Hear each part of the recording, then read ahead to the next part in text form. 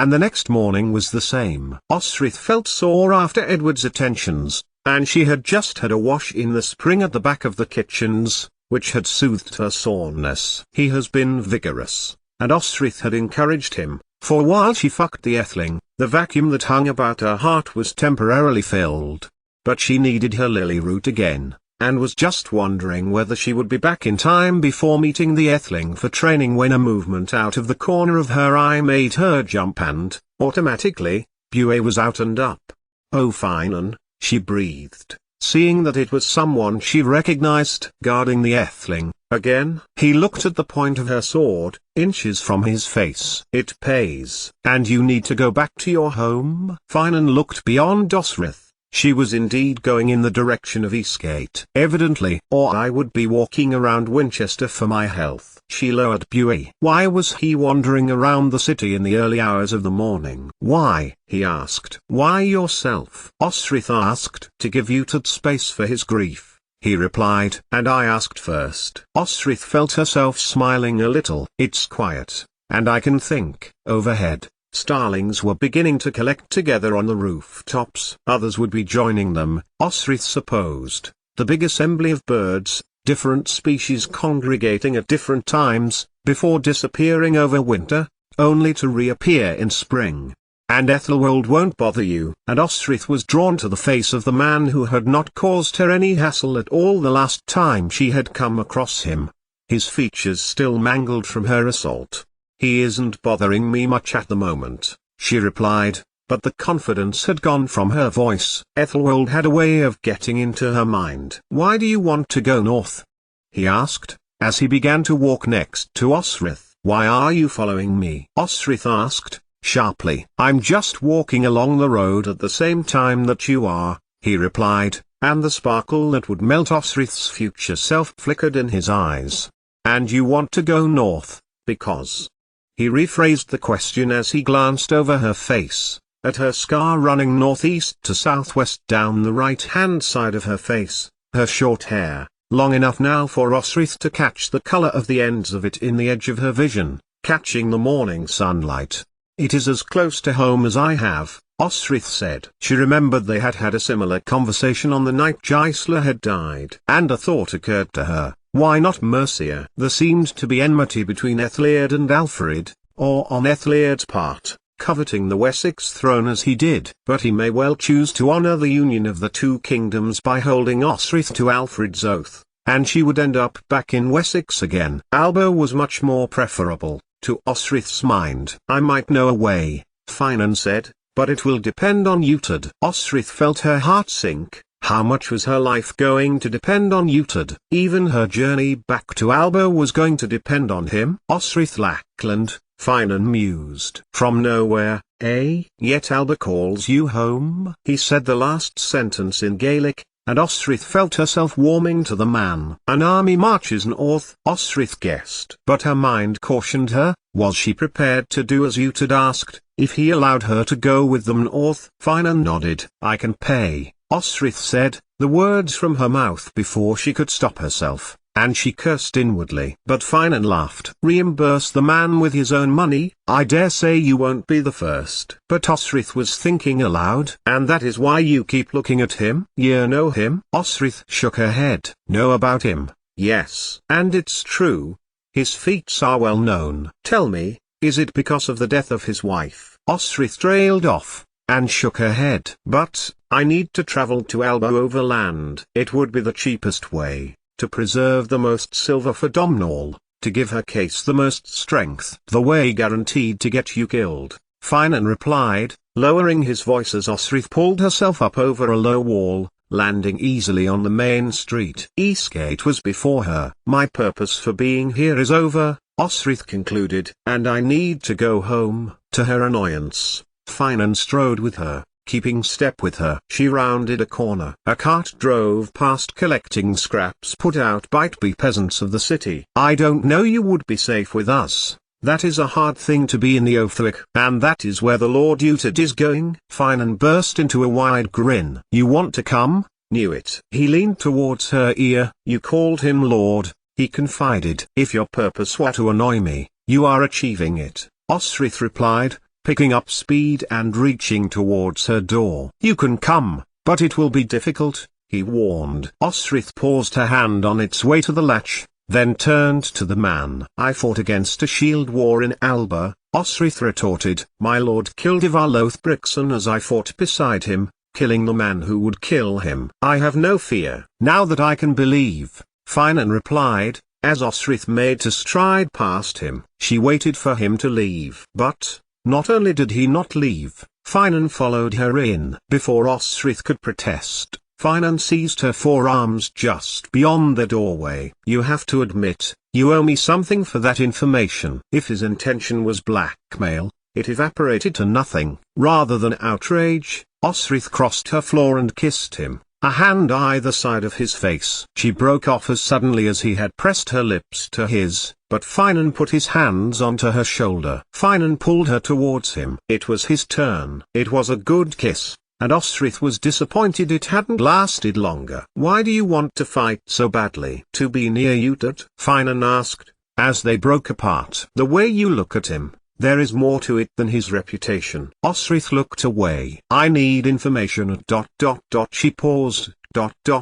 Home. My family is now dead. They used to live in a place not far from Bibbenberg." She leaned closer to Finan. "I ended up in Alba quite by chance, and a family took me in. I heard your lord was of Bibbenberg," she embroidered, "but I did not understand the circumstances." The look on Finan's face told her he didn't believe a word. "I have waited a long time in my life to be near him." Her second attempt was not much better, and Finan waited for her to continue. "Maybe one day I will tell you," Osrith said, finally. "A lover?" Osrith shook her head. "Not a chance. I dislike him, the arrogant bastard." Finan tilted his head towards her. "A jilted lover?" And Osrith burst out laughing. "He's lost the love of his life, hasn't he?" She thought about her brother, laughing at her expense the night Gisela had died. "But I know, if anyone can get me through Northumbria, Utad of Bibbenberg can." She dipped her head to Finan. Clues in the name. And that was the end of it. Finan would go. She could take her lily root and tidy herself up, and go about her day. But there was no sign that the Irishman wanted to leave in a hurry. "You live here alone?" He looked at the tall ceiling, vaulted with rushes to keep in the warmth. "I thought you lived at the palace and let the guards pass you round." Osrith's slap would have struck Finan's face with the full might of her arm, but he was anticipating it, and caught her wrist. "I'm sorry," he said genially, "I was just joking." "And, you ... I can get Utad to take you, but it will cost you." Finan went to kiss her again, but Osrith was cross with him and she pushed him towards the door of her room. "Touch Dean!" she shouted after him, as Constantine had screamed it at Domhnall that night at Glenorchy. "You didn't say that earlier." He put a hand to his lips. "Thagranagam Thursday." "No, I will not." But Osrith had bashed the door closed, barring it, and thrust her back to the planks. After a few moments, checking that Finan was not still out there, Osrith crossed to her bed, lying on it, brooding, and closed her eyes. When she opened them again, it was night. A crescent moon was curving in the sky, and horror was settling on her like a miasma. She had missed the whole day. Scrambling to her feet, Osrith pulled at her clothes, trying to make herself tidier. She would go to Steeper, tell him she was ill. No, not ill, that was what they perceived as weakness in a woman. No, delayed, someone needed her help. No, he would ask why. So, a murmur of noise was infiltrating her ears through the walls outside, and Osrith was momentarily distracted from making up her excuse, and she approached the door. What was causing the disturbance? If it was a Ethelwold, and he had discovered where she slept, Osrith would kill him and take the consequences. More noises, and a scraping, and Osrith immediately withdrew but was nearly hit in the face as the door was kicked open. She flew at the intruder, struggling as he struggled. Then he stopped, and seized her shoulder. It was Finan. There was rain outside and it had dampened his hair. "Tell me to go," he instructed Osrith. His voice sounded almost as if he were begging, pleading with her as he put two hands on her shoulders, holding her roughly, insistently. Osrith struggled, but he held her fast. "Tell me to go," he repeated, all humour of that morning gone from his voice and from his face. "And I will go, Osrith, I will, if you tell me to." His voice was insistent, forceful, as if desperate for Osrith to believe him. "Ist oily Magis, Thami Agiare Thursday." Osrith stared. She felt back in Alba now, back in the lowlands of ever-undulating pastureland, back in the land of the Irian, where she soared with grace at the side of kings, where she was proclaimed one of them. Finan spoke as one of them, and made her forget the suppressive life here in Wessex, where she had done what she had set out to do, and find Uhtred, only to find he was as tethered as she felt, like a bird of prey in captivity longing to stretch his wings. And, with this man, the Irish warrior sworn, she felt, at last, freedom. He, not Constantine, nor Domhnall, was who she had known for years. He, Finan of the Ullaid, had been at the peripherals of her view in Wessex. But now, he was full view, engulfing her world, and Osrith was only too willing to be consumed. "Stay," Osrith said, and almost before she finished saying the word, Finan was kissing her, more insistently, more lovingly than he had done that morning, interlacing his hands into her hair. The kiss was breathtaking, and he was good at it, pressing his lips just firmly enough to make her press her body towards him, and Osrith needed no encouragement to do that. Ever the practical, Finan pushed the door closed, and secured the broken latch with a chair, before pulling Osrith to him, and she caressed his arms, his chest, his body. Soon, his naked chest was before her, and Osrith stroked his back where he had been beaten. She would soon learn of his enslavement, and spend many nights holding him through his nightmares. She would learn that he never gave up the will to leave the Slavers in the same way as Uhtred never had. King Alfred was owed by Uhtred for the rescue attempt, Finan would later tell her. But did it have to be paid with by another oath? Now, though, as Uhtred sat, holed up in his own home waiting to bolt to his brother, in Dunham, having killed a priest for his disparaging comments of Gisela, and dragging Alfred from his hall and holding him at knife point, Finan was here, with Osrith, and he was holding her close, his hands on hers. "And Bilgail Jagat?" Osrith frowned. "And Bilgail Jagat?" she asked of him. "And Beak?" He looked at her, and smiled. "I cannot tell what it is to hear it," he told her, then pinched eyes with his fingers, sitting on the bed, and hunched over. Osrith put her hand on his shoulder, suspecting a trick. But there was no trick, and Finan pulled her to him, hugging her as if she were an old friend, pulling her down next to him, smoothing her hair through Yug's fingers.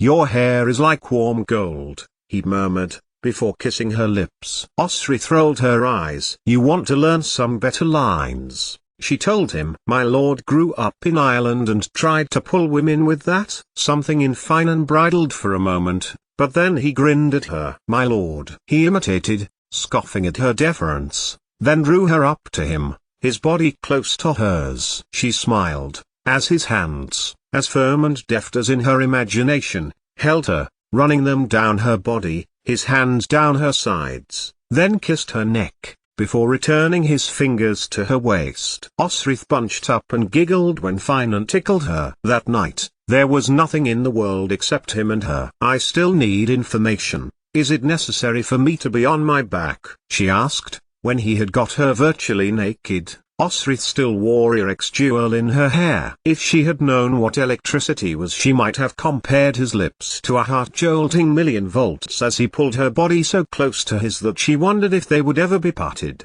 "Would you like to be 88,888,888?" And Finan had made love to her with a grace and eagerness that matched her lone imaginings. He made her come. He had been slow, and tender. And while they were recovering their strength to love one another again, Finan held her and tickled her and made her laugh.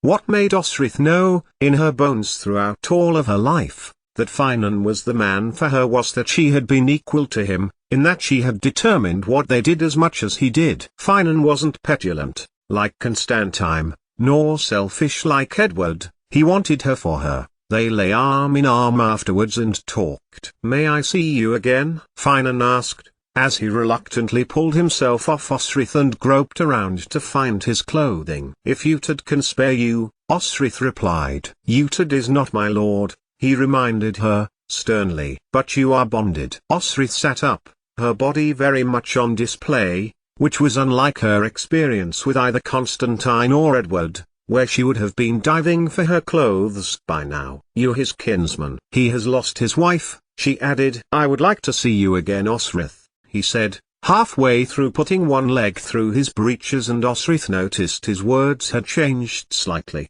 And I would you, fine an ma tilde she replied, not feeling the flush on her body that she usually felt when men examined her body with their eyes, as Finan was doing now.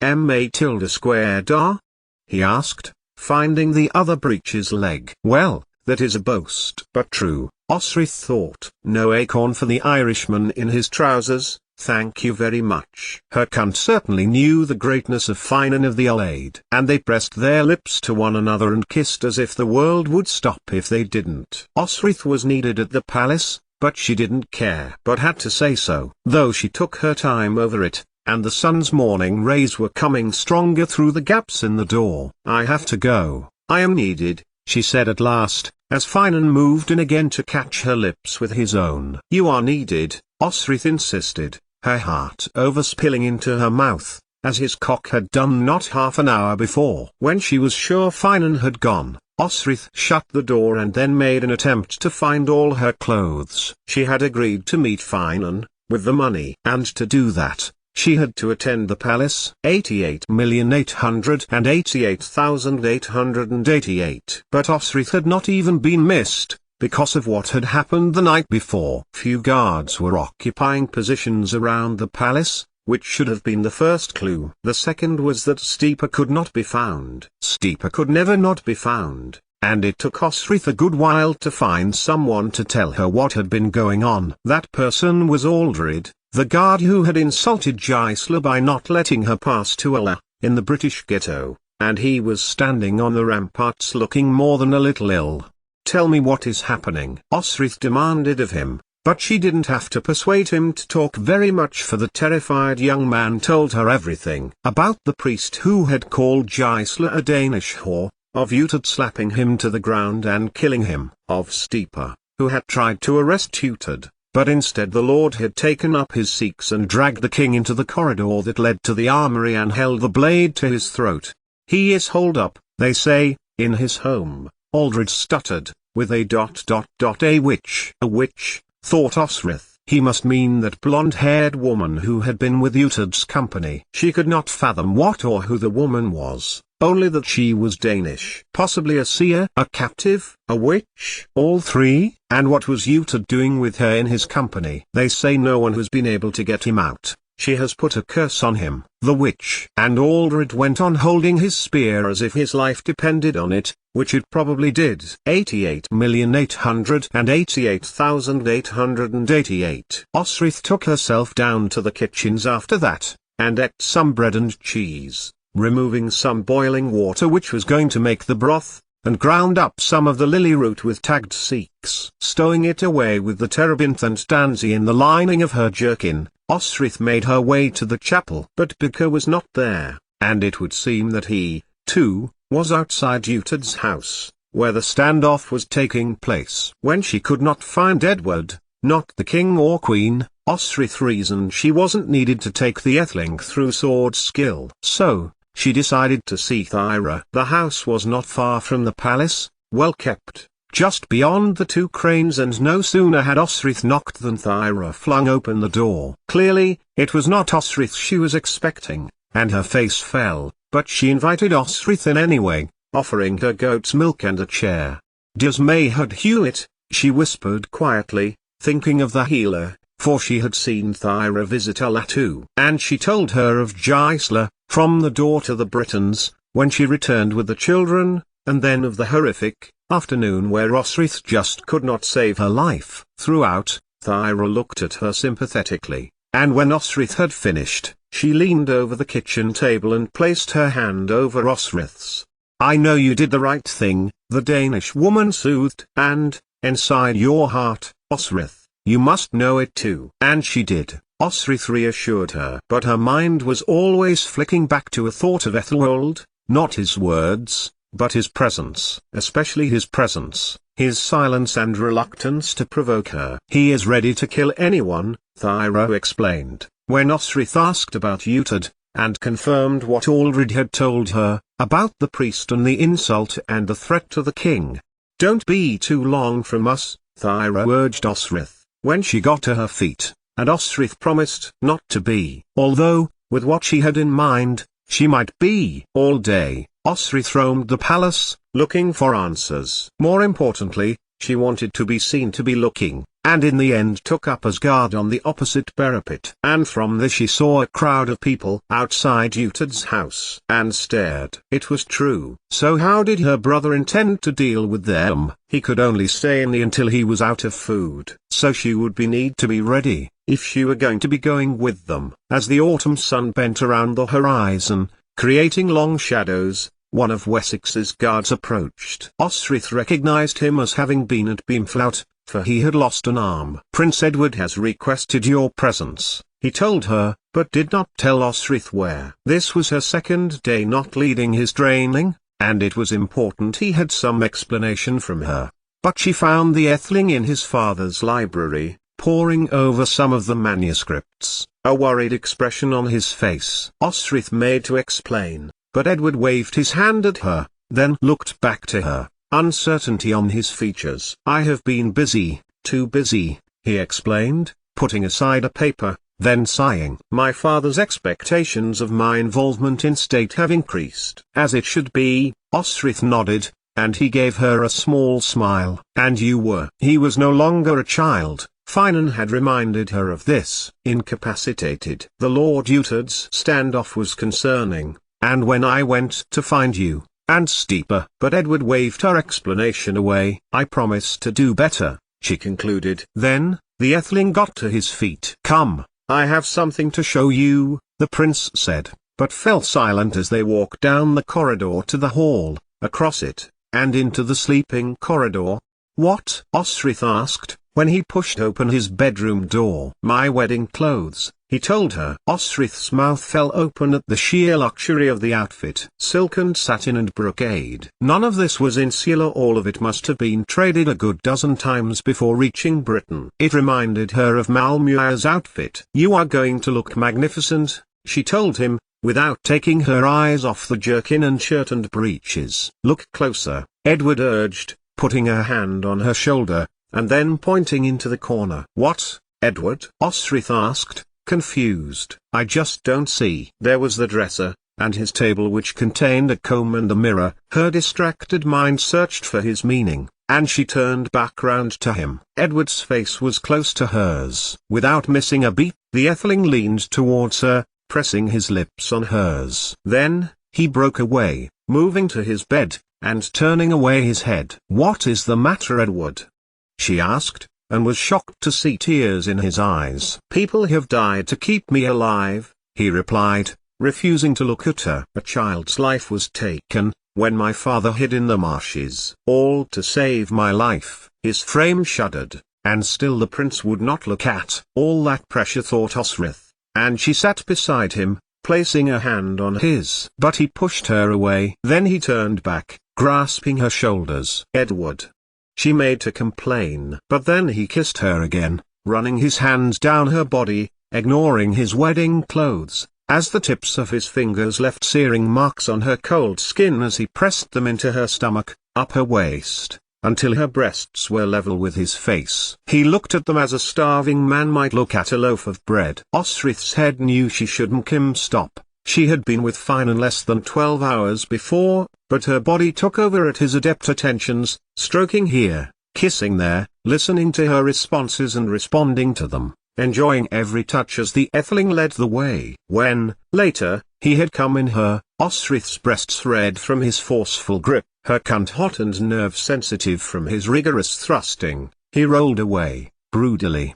Can you tell me? Osrith began, and he turned to her. And he pulled away the covers that were over her body, shaking a hand away from him. That is all, he said, and looked away as Osrith dressed. When she had finished, Osrith asked, do you wish me to stay or go? Go, he said, flatly. turning away from her. But then he was on his feet, his spent cock glistening in the candlelight. "Stay," he then said, his eyes on Osrith, his sunny demeanor back as he wrapped a linen robe around himself. He bent to offer Osrith her cloak. She huddled up in it, and sat beside Edward, on the bed. "I feel the weight of it all, kingship," he confessed, eventually. "You will make a good king," Osrith reassured him. "I am not my father." And he looked plaintively at her. "No," Osrith said, tracing a hand to his face. "You are you, Edward, with as much strategy and intellect and kenning and strength as your father. You would have been him if you'd have lived in the time he had. But you have lived in relative peace. You know what that is like,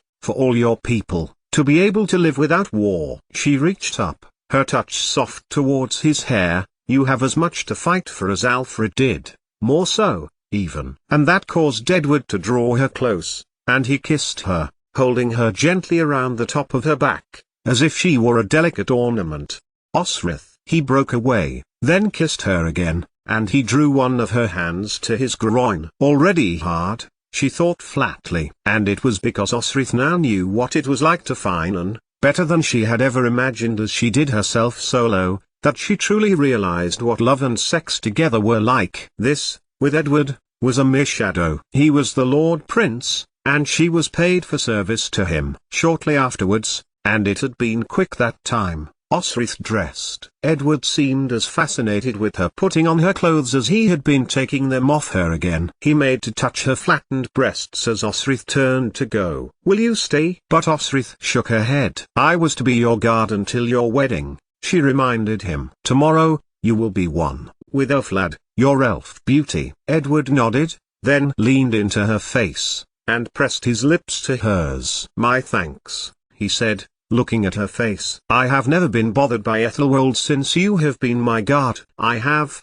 thought Osrith, dully, and the same cognitive dissonance reverberated about in his head for a moment. At their last meeting, Edward leant down for another kiss, and Osrith could feel him getting stiff again. So she broke off, and pecked him on the forehead, and left the Priapric Lord Prince to sleep alone that night, as he hoped he would see her tomorrow. Tomorrow, Osrith thought, bitterly, and she made to the kitchens to recover her linen bag, which she had topped up with portable food. Her riding boots and leather jerkin were exactly where she had left them earlier that day. But there would be no tomorrow for Osrith now, not here in Wessex. The horses were sighing softly in their sleep when she unthreaded the leather riding rein from the one she was least likely to fall off. Her well-used cunt stung from its use in the last day, and Osrith's mind was drawn to Constantine. He may be king of Alba by now, that young man, so different to Edward in manner and demeanor, although few monastery records reported in detail on the throne of Alba. Domnall was still king 6 weeks ago, which would have had the lag of 6 months as Alfred's spies got the message from Culdis to Winchester. Constantine's seduction technique was always inextricably linked to Donata. The first night that he had touched her, Constantine told her to do what she was told. She was to lie down, and the prince had run his hands up her thigh to her bottom, pulling on her trousers, then parting her legs, before drawing down her breeze and making his cock disappear inside her. That she was his special servant and she remember to smile. When Osrith had refused, the next night, Constantine had locked her out of the palace all night on his room's wind-mauled balcony, refusing to let her in or feed her until she had complied. But he had been a boy then. He would have changed, surely, married to Mary as he undoubtedly was now. But then Edward hadn't changed. He had been the sunniest child when Osrith had first met him, and had remained so, despite the emergency facing Wessex. It was the trembling Aldred who let Osrith pass through the main gate of the palace unchallenged. Why would he go to all that bother again of challenging her? He looked ill still, and Osrith guessed that Uhtred might have remembered the young man's insult to Gisela and, if he had not already paid him a visit, Aldred might have reason to expect that he might, and led the horse, its saddlebag containing Uhtred's silver, buried so long ago in the base of one of the stable's posts and stowed cleanly away, right up to Uhtred's house, which was 4 deep in people, 1 row of Uhtred's men, and 3 rows of the palace guards. It was no wonder that there were few palace guards when most of them seemed to be waiting in line, armed, waiting for Utid to come out. The challenge was being met by Utid's men, who were determined that their lord would not. Osrith remembered losing Tagged. She had decided to be a wife to him, hadn't loved him, didn't love anyone then, but was convinced that love would grow from their mutual respect. It was a puddle compared to the ocean of love that Utid clearly had felt for Gisela Hearthknut's daughter. All-consuming, as if losing limbs if they were parted. And they were parted by the veil of death. Now Osrith looked at the scene again, and looked further on. At the side of the house, horses were tied to a broken railing patched up with a rope. Utid's white mare patiently chewing on a hay bale. Hild, the abbess, then pushed past Utid's guards, with both of Utid's children, one of the older nuns from the monastery carrying a sleeping Stjora as young Utid called out for his father, but was soothed by Hild, her mouth to his ear. And then Finan saw her, giving a grin and a nod of approval, presumably to her choice of horse, which he tempered very quickly down to a curl of the lips, before engaging with Steeper, who had chosen to challenge him again. He made his way over to her, through the throng of people. A good choice. Finan looked approvingly at the small bay horse that Osrith was walking beside.